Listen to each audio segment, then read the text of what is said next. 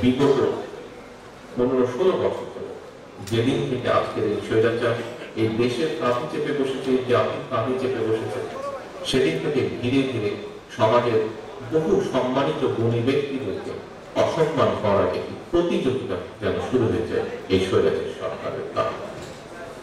তাই প্রত্যেকটি ক্ষেত্র আজকে ধ্বংসের সম্মুখীন, মূল্যবোধ আজকে ধ্বংসের সম্মুখীন। প্রিয় সম্মানিত অতিথিবৃন্দ, শুধু এই বিষয়গুলো আমরা যদি আজকে দেখি, সর্বোপরি ভাবে যদি দেখি, আজকে এই স্বৈরাচারী সরকার তাদের বিভিন্ন কথাবার্তা এবং তাদের বিভিন্ন কাজ থেকে পরিষ্কার ভাবে প্রতিনিয়ত হয় যে আজকে তাদের এই পররাষ্ট্রনীতি, সেটিকে নতজান পররাষ্ট্রনীতি আমরা বলবো, নাকি সেটিকে আমরা কৃতদাস মনোভাব সুলভ আমরা পররাষ্ট্রনীতি বলবো। এই কৃতদাস মনোভাব সুলভ পররাষ্ট্রনীতির কারণে আজকে দেশের সার্বভৌমত্বকে পর্যন্ত হুমকির সম্মুখীন করে ফেলা হচ্ছে।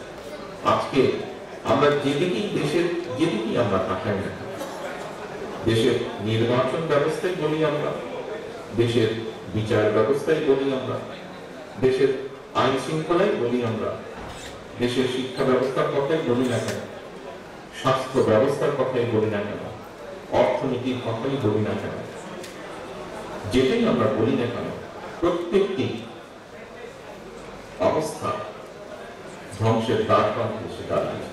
প্রত্যেকটি ক্ষেত্র ধ্বংসের দ্বার প্রান্তে এসে দাঁড়িয়েছে। শুধু দেশের বা রাষ্ট্রের এই সংগঠন, যা রাষ্ট্রকে একত্রিত রাখে, ঐক্যবদ্ধ রাখে, যা রাষ্ট্রকে সামনে এগিয়ে নিয়ে যায়, এরকম প্রত্যেকটি প্রতিষ্ঠানকে আজকে ধ্বংস করে দেওয়া হয়।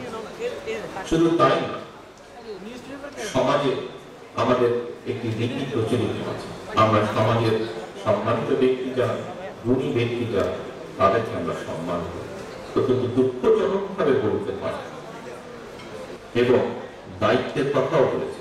একজন রাজনীতিবিদ হিসেবে, দেশপ্রেমিক রাজনীতিবিদ হিসেবে, একটি দেশপ্রেমিক রাজনৈতিক দল হিসেবে আমাদের দায়িত্ব, আমাদের কর্তব্য এই দেশের মানুষের প্রতি এবং এই দেশের প্রতি কি হওয়া উচিত তা সংক্ষেপে আপনারা প্রত্যেকে তুলে ধরেছেন শাসকের।